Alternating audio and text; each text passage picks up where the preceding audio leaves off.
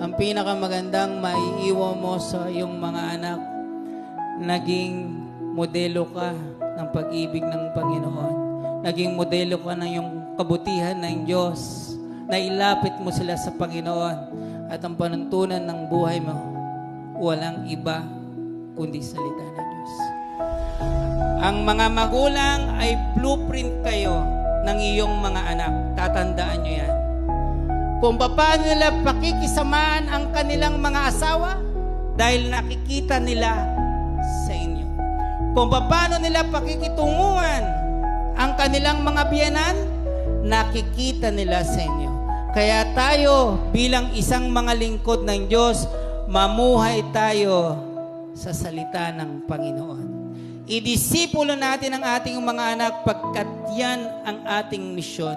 Tapusin natin ang misyon natin na ilalapit natin sila sa Panginoon. Responsibilidad ng magulang ang ang salita ng Diyos.